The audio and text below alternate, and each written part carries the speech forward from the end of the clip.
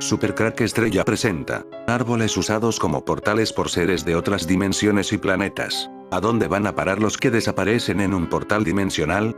La característica sobresaliente del bosque, además de los árboles. Es probable que alguna vez, en un remoto pasado, determinados árboles hayan sido el punto de contacto entre la civilización humana naciente y los seres cósmicos que parecen haber frecuentado la Tierra durante largas edades.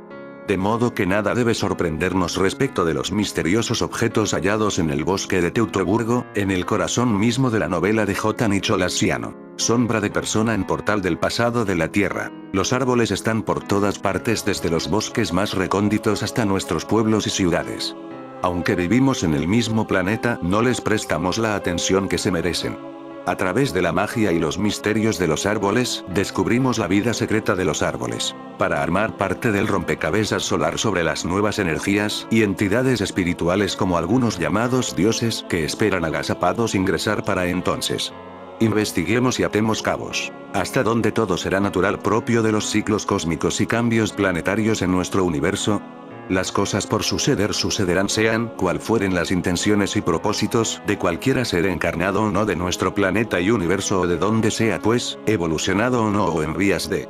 Pero claro, sin la conciencia de cada uno de nosotros, no existe nada ni sucederá nada, todo existe afuera porque yo existo aquí y ahora en esta tercera dimensión.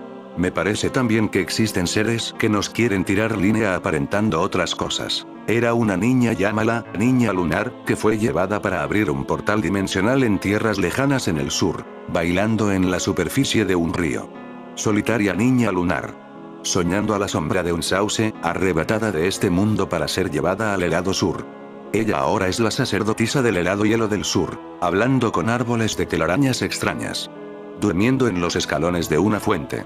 Agitando varitas plateadas al trino de las aves nocturnas. Esperando al sol en la montaña. No entiendes cómo llegaste hasta aquí. Cada mañana la niña lunar se levanta y prepara sus cosas para ver partir los barcos a ese mundo de donde un día ella llegó, navegando en el viento vestida en blanco leche. Soltando piedras circulares en un reloj solar. Jugando a las escondidas con los espectros del alba. Esperando una sonrisa de un niño solar. El 18 de noviembre, JP, una fuente que me ha estado suministrando fotos de naves antigravedad clasificadas en las cercanías de McGill Air Force Base, Florida, me contactó con una historia increíble acerca de ser guiado y atravesar un portal invisible hacia el pasado de la Tierra. Entonces realmente me llamó la atención al producir una pieza de evidencia digna de mención para apoyar su encuentro excepcional. Después de salir del portal, JP dice que tomó una foto de una extraña sombra como persona que inmediatamente comenzó a seguirlo, que se reproduce a continuación. Muestra claramente una entidad de algún tipo. Si bien la foto de la persona sombra no prueba la experiencia de viaje del portal de JP, es poderosa evidencia que corrobora. Aquí está la historia completa de JP que le pasó cuando caminaba con su perro en el área de Florida el sábado. Una persona vestida de blanco se me acercó mientras yo paseaba a mi perro, él me dijo que lo siguiera en un árbol, no puedo creerlo, usan árboles como portales. La corteza del árbol se convirtió en una sustancia acuosa. Una vez que pasé por mi cámara, no funcionó. JP incluyó un par de fotos intentadas del portal, pero fueron completamente borradas, y no revelaron nada, como muestra la siguiente foto. Cuando estaba dentro del portal, su cámara teléfono simplemente no funcionaba en absoluto. JP continuó su increíble historia. Él me llevó a un lugar con hermosa vegetación. Hermoso lugar, un montón de niños jugando, hablando un idioma diferente. Una gran cantidad de árboles enormes y masivos. Tamaño de la Torre Eiffel, literalmente me sentí como una hormiga. El tipo me dijo que esto estaba en la Tierra hace 2 millones de años. Él me mostró una torre central que cambia de color. Hermosas aves voladoras rosas y amarillas. Mi perro también fue conmigo, él estaba totalmente confundido, pero como si entendiera todo lo que estábamos diciendo. Todo se comunica como uno. JP dio más detalles sobre la red de comunicación telepática y la tecnología en uso por los seres. Niños jugando con una sustancia de arena blanca, hubo un vehículo que vi que parecía un automóvil pero que no tenía ruedas. Una pareja de naves voladoras, ovni tradicional. Puedo escuchar a todos hablar como si mi mente estuviera conectada a la mente de todos. Es difícil concentrarse cuando hay muchas voces en tu cabeza. Creo que hay una técnica para concentrarse en una persona. JP pasó a referirse al hombre de blanco que lo había guiado a través del portal de árboles. Esta persona compartió cierta información con JP una vez dentro. Me dijo que he estado allí, muchas veces. Que solía trabajar allí. Le pregunto haciendo que... Me dijo que contrataron a una agencia militar externa para ayudarlos con la parte estructural de donde viven todos, que me conectaron mucho mientras yo estaba allí trabajando, que yo era el único en el grupo que trabajaba allí. Ha visitado diferentes líneas de tiempo pero yo personalmente no recuerdo. Probablemente fui limpiado. Lo que JP contó aquí fue que había sido cooptado en un programa militar encubierto, pero no recordaba haber visitado ese lugar en particular anteriormente. Cuando le pregunté a JP sobre el componente militar detrás de las visitas a este tipo de ubicaciones temporales / dimensionales a través de diferentes portales, respondió: contratan diferentes agencias para ayudarlos. Hay miles de estos lugares alrededor de la Tierra, que el ejército ayuda a construir un intercambio de pasajes solamente, y el conocimiento y la historia de la cultura. Nunca tecnología, por supuesto, mientras trabajan allí ven la tecnología y usan su tecnología. Esto es consistente con la información que JP ha estado compartiendo conmigo desde 2008 cuando habló por primera vez de sus experiencias de contactos en Brasil con una raza extraterrestre de aspecto humano. Luego se le pidió que participara en una serie de programas de desarrollo de tecnología encubierta cerca de la base McDill de la Fuerza Aérea que utilizaban la información que le habían dado los extraterrestres. Cuando JP rechazó una mayor participación en los proyectos de desarrollo tecnológico, parece que fue utilizado como un activo en un programa de intercambio militar encubierto con grupos extraterrestres y diferentes seres temporales / dimensionales. Muchas de las experiencias posteriores lo involucraron a él siendo cooptado en algún tipo de programa de intercambio militar con razas extraterrestres, y con seres en diferentes ubicaciones temporales / dimensionales. Él dijo: eso explica por qué mucha gente es memoria borrada.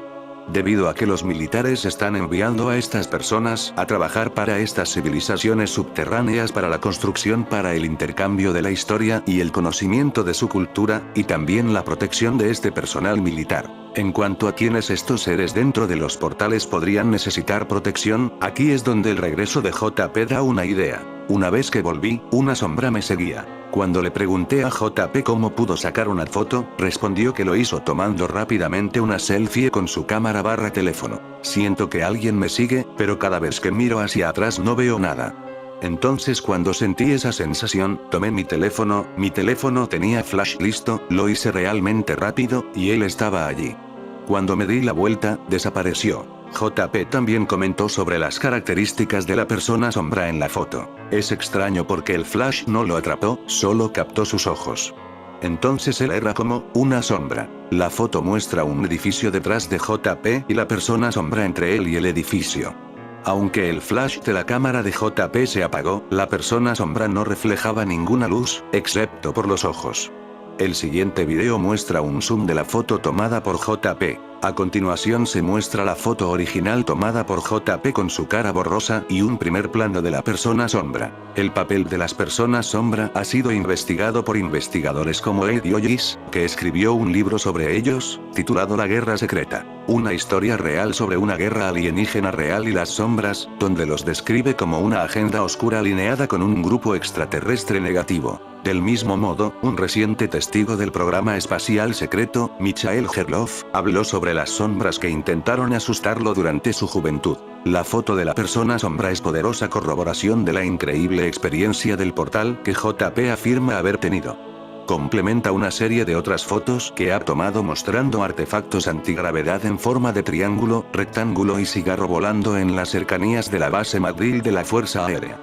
JP afirma haber sido llevado a estas embarcaciones a lugares especiales, donde ha sido monitoreado en sus interacciones con la tecnología, las personas y el medio ambiente. La foto de la persona sombra se une a un creciente cuerpo de evidencia que respalda las afirmaciones de JP de que continúa siendo utilizado como activo en una serie de programas encubiertos, incluido un posible programa de intercambio cultural a través de tecnología portal con una sociedad humana que vivió hace 2 millones de años. Fotos de ovni antigravedad cerca de Fort McDill apoyan afirmaciones de programa espacial secreto de la Fuerza Aérea estadounidense. Ayer recibí una serie de 6 fotos de un ovni de forma triangular tomada cerca de la base aérea de McDill, Tampa, Florida. Las fotos fueron capturadas a las 8 de la mañana del 31 de agosto por JP, seudónimo, alguien con quien me he estado comunicando desde 2008. No son Photoshop o creadas por KGI, sino fotos genuinas de un ovni, cuyo análisis sugiere que tiene diseño, características y tecnologías similares al TR-3B, que es parte de un ala de aire del espacio secreto del USAF que funciona fuera de McDill. La quinta dimensión, diminuta e imperceptible para el ojo humano, estaría situada a medio camino entre el universo visible y la materia oscura.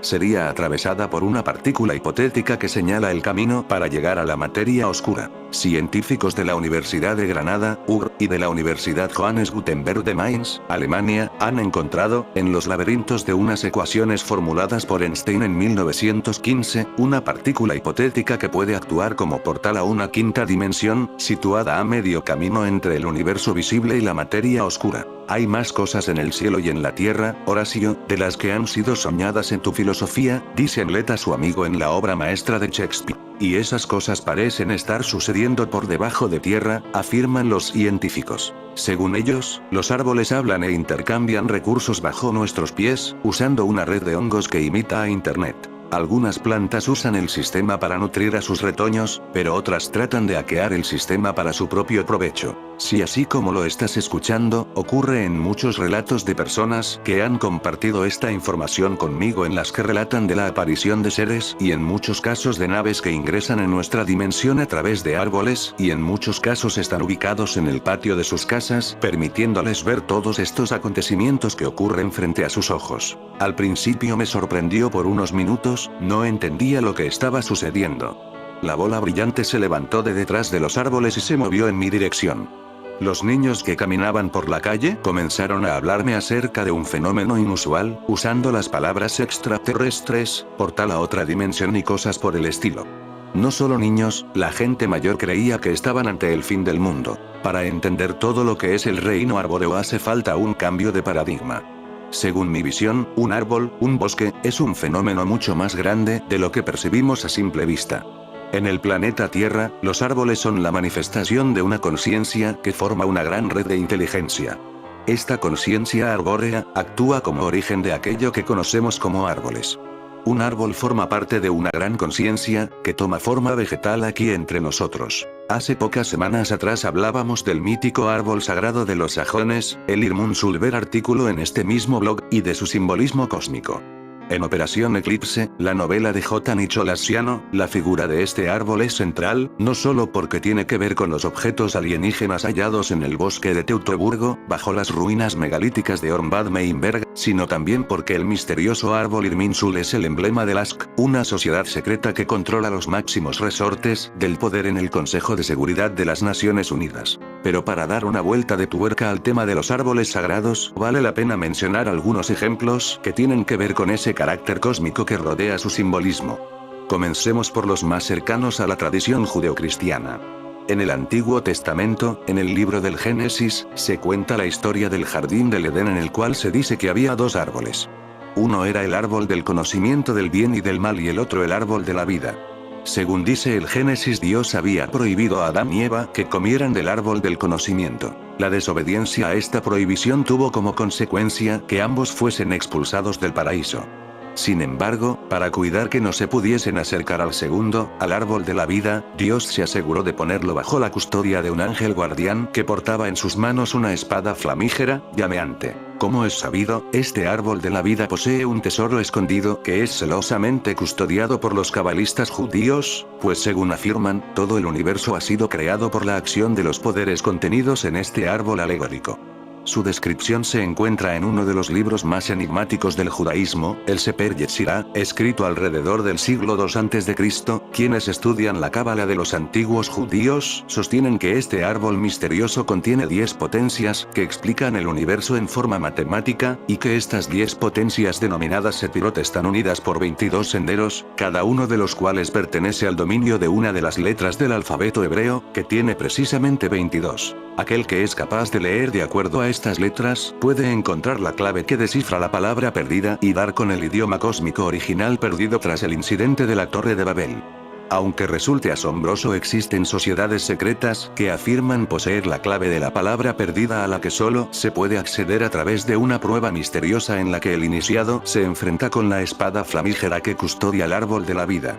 Al igual que el Irminsul de los sajones y del Yggdrasil de los vikingos, el árbol de la vida es un puente entre el cielo y la tierra. En la mayoría de las tradiciones esotéricas el árbol se convierte en vehículo para la manifestación cósmica.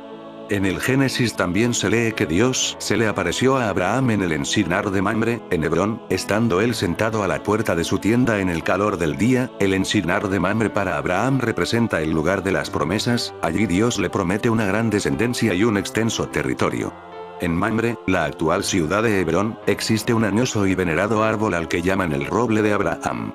Según el mito, este es el árbol desde el cual los ángeles dijeron a Abraham que tendría un hijo. Si fuese cierto, este inmenso árbol sagrado debería tener aproximadamente 5000 años y ser un remanente del bosque de encinas que alguna vez estuvo a su alrededor. Según la leyenda, el árbol morirá antes de que llegue el anticristo. La parte principal del tronco está muerta desde 1996, pero algunos brotes hacen pensar que nos queda algo de tiempo. También es conocida la leyenda del árbol Bodhi, debajo del cual Siddhartha Gautama, el Buda, recibió la iluminación proveniente de lo más profundo del cosmos.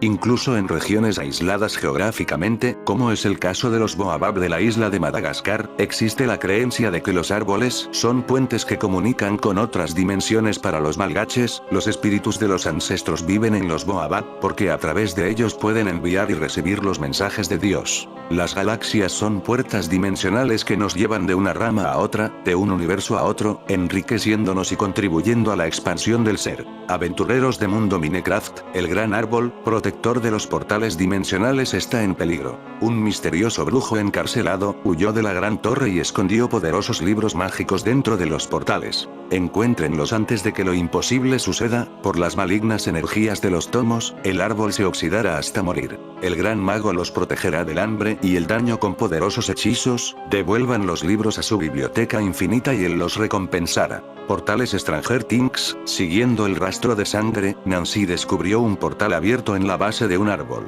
Al entrar en el portal, se encontró en otra dimensión. La escritora estadounidense Diana Gabaldon, en su novela forastera, Outlander, nos sitúa en una historia que transcurre en Escocia en el año 1945.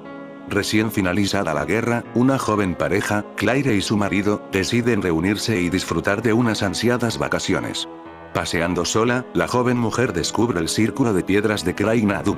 Al acercarse a este y poner las manos sobre la piedra más grande del círculo, cae en un profundo trance, que la hace desaparecer de su época y viajar al pasado, concretamente a la Escocia de 1734. Muchas pueden ser las causas por las cuales hay cientos de personas que desaparecen a diario.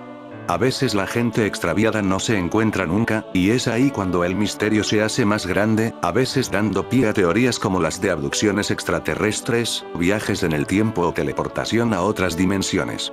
Asimismo, tenemos las líneas Ley, unas misteriosas alineaciones de energía, que se concentran en vórtices magnéticos en la mayoría de los lugares sagrados del mundo. ¿Hay algo mágico en todas estas misteriosas desapariciones? ¿A dónde van a parar los que desaparecen en un portal dimensional? ¿Al pasado? ¿Al futuro? ¿A otra dimensión o universo paralelo? ¿A otra parte de nuestro universo? En el tema de las desapariciones misteriosas, tenemos innumerables casos de desapariciones individuales de personas de las que ya no se ha sabido nada más. Pero nos vamos a centrar en desapariciones masivas, que son más difíciles de explicar de manera lógica.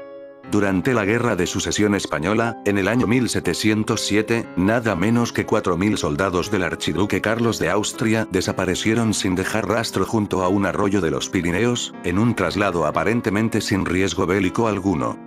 No había enemigos cerca y no quedaron cadáveres ni enseres militares, es decir, ninguna huella. El ejército no llegó a su destino y jamás volvió a saberse de él. Es el primer caso de pérdida de un ejército que se conoce, sin que esto quiera decir que antes de esa época el fenómeno no se hubiera producido. El caso es extraño, mas no quedó ni un solo testigo que proporcionara alguna información, por insignificante que fuera.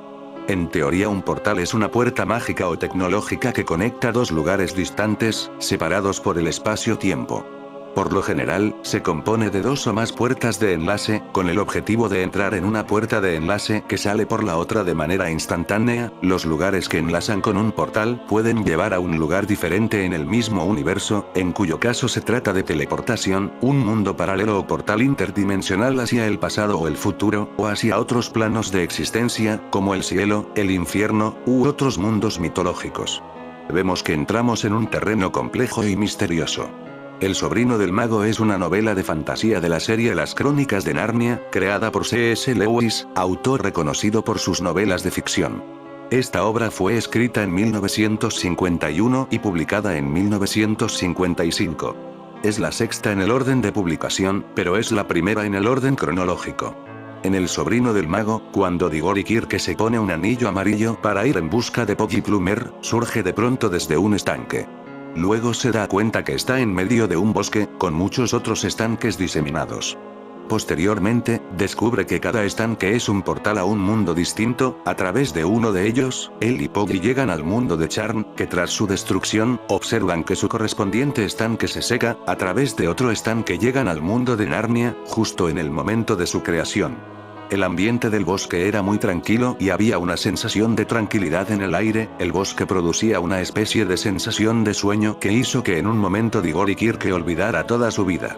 Según el libro, si alguien le hubiera preguntado, ¿de dónde has venido?, él habría contestado, yo siempre he estado aquí. Así era la sensación que producía ese lugar. El bosque tiene una temperatura cálida y un sinnúmero de árboles frondosos, con un follaje tan espeso que el cielo, suponiendo que lo haya, no se puede ver desde el suelo. A pesar del espeso follaje, una fuerte luz penetra en el suelo del bosque, iluminando claramente todo el ambiente. La característica sobresaliente del bosque, además de los árboles, es la presencia de muchos estanques de agua. Inicialmente, los estanques parecen ser solo charcos poco profundos. Sin embargo, cuando alguien salta en uno de esos charcos usando un anillo mágico, el estanque de agua transporta a dicha persona a un mundo diferente. Cuando aquel mundo es destruido, es decir, cuando toda la vida en aquel se acaba, como aconteció con el mundo de Charn, su respectivo estanque se seca. La tradición nos dice que las hadas y otros seres, como duendes, elfos, etc., son de naturaleza intermedia entre los humanos y los ángeles. Presentes en las leyendas y cuentos de todo el planeta con diversos nombres, siempre son seres difusos y escurridizos de ver, pero siempre en contacto, directo o indirecto, con las manifestaciones de la naturaleza. No solo materiales y geográficas, sino también en el plano de los sentimientos, sensaciones y creaciones, como la inspiración poética, los bosques y cuevas, los hechizos, la sabiduría ancestral, etc. En resumen, un mundo enigmático. Su relación con los humanos ha estado siempre influida de su propia naturaleza ambigua. Su contacto puede producir la locura, la muerte, las riquezas fabulosas, o el amor, y sus emociones y sentimientos pueden ser de un carácter o de otro, pero siempre puro, pues no cabe en ellos la indefinición. Su danza, su amor, o su odio son inagotables y por eso se les ha considerado tradicionalmente como peligrosos, pues en este sentido son lo opuesto a la naturaleza humana, cuyo corazón está hecho de contradicciones. Hay auténticos tratados que abordan aspectos de estos seres desde varios enfoques, pero sobre todo desde el mito y la leyenda, e incluso desde un punto de vista antropológico. Ahí están las obras del alquimista suizo Paracelso en el siglo XVI, que popularizó el término elementales, o la del abate Frances Villiers. Más recientemente, algunos autores se han aventurado a escribir libros donde hablan profusamente sobre hadas, duendes y gnomos desde una perspectiva global, intentando clasificarlos y definirlos, una ardua tarea, y ciertamente los datos que nos ofrecen estas obras son valiosos y clarificadores, pero siempre de una parte del fenómeno.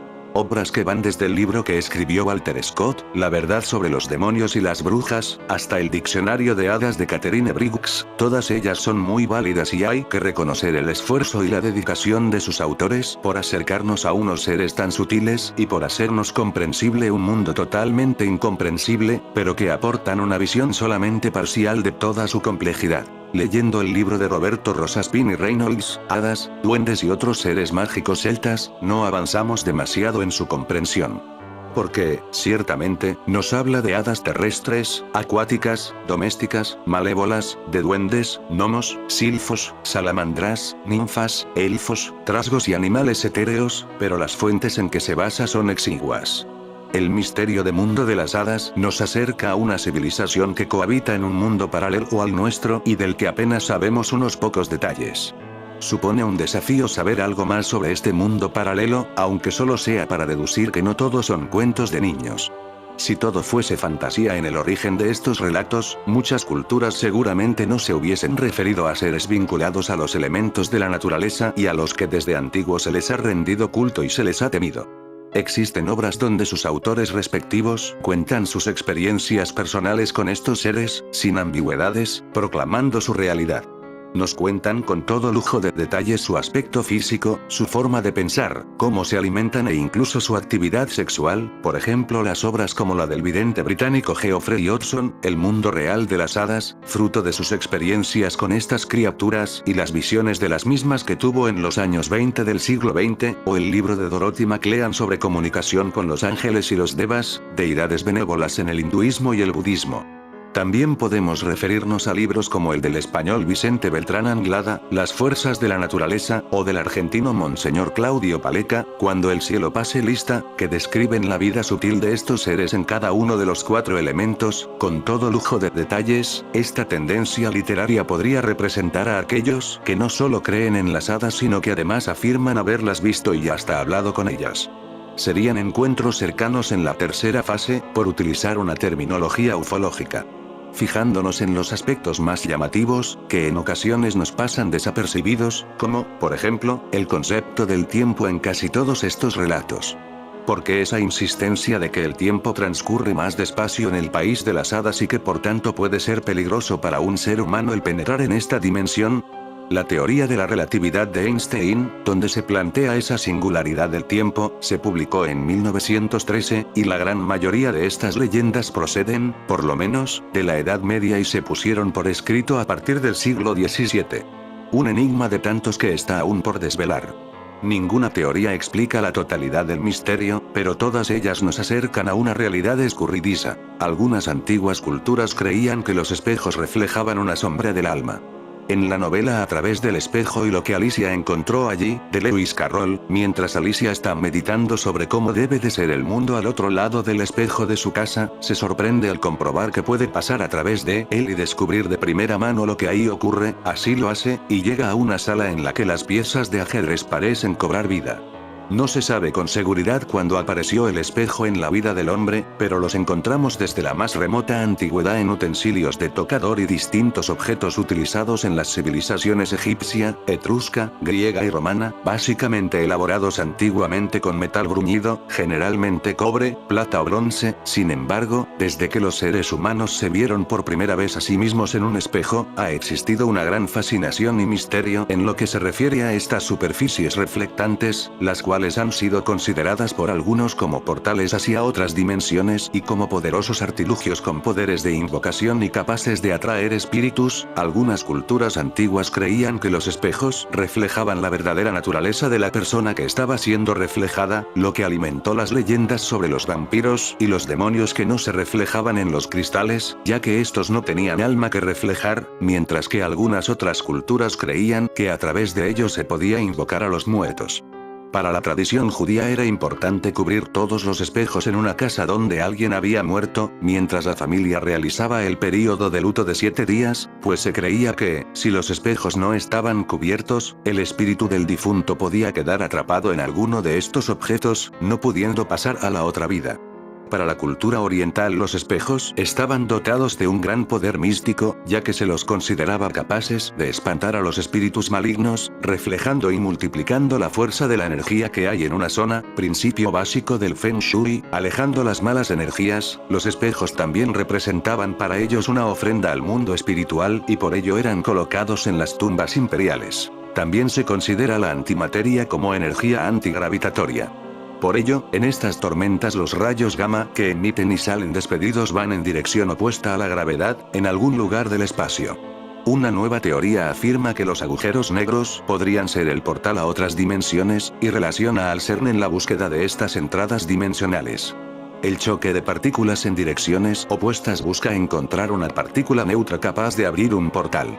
En lugares como el Triángulo de las Bermudas, las desapariciones documentadas van precedidas por tormentas eléctricas, o alteraciones magnéticas. Es decir, parece que hay un reajuste en la combinación de fuerzas opuestas provocando así una apertura dimensional.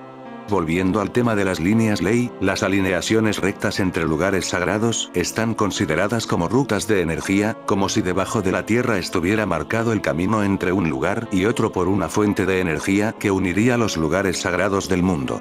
El galés Alfred Watkins, 1865-1935, anticuario, fotógrafo, arqueólogo aficionado y explorador de lugares antiguos, notó después de visitar y fotografiar varios lugares en la Gran Bretaña, que estos lugares estaban alineados por todo el Reino Unido, siendo la primera la que lleva su nombre en el condado de Herefordshire. En 1922 publicaría el libro Early British Trackways.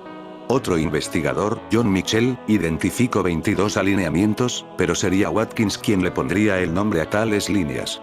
La mayor parte de su vida profesional Watkins se la pasaría viajando por toda Gran Bretaña, lo que le llevaría a prestar atención a ciertas alineaciones entre los antiguos centros religiosos paganos, tales como túmulos, círculos de piedras, monolitos y algunas iglesias cristianas primitivas, que solían estar construidas sobre restos de santuarios paganos más antiguos. Watkins acuñó el término de líneas ley lines, a partir del hecho que, los lugares donde estas líneas se cruzaban o terminaban tenían a menudo nombres que acababan en ley, lio, ley, del anglosajón antiguo, que significa tierra limpia o despejada. Y afirmaba que estas líneas eran antiguas vías comerciales y procesionales paganas, que conectaban los antiguos lugares sagrados. Pero como suele acontecer, estas teorías de Watkins fueron rechazadas por la arqueología oficial como fantasiosas, argumentando que los antiguos pueblos de la Tierra no poseían los conocimientos necesarios para alinear tales lugares, por lo que la apariencia de linealidad solo se debía a la casualidad.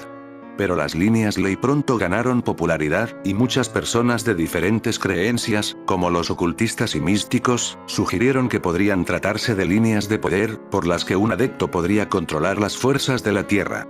Esto no gustó a Watkins, pues su idea no era mistificar su descubrimiento, sino demostrar que los antiguos edificadores poseían un vasto conocimiento en la construcción de vías y astronomía.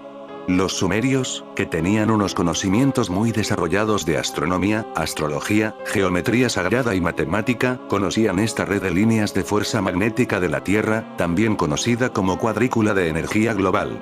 L. A. Waddell dijo que encontró marcas sumerias en una de las piedras en Stonehenge, y Alexander Thom, profesor de ingeniería en la Universidad de Oxford, descubrió que los que construyeron Stonehenge sabían de los principios geométricos y matemáticos pitagóricos miles de años antes de que Pitágoras naciese.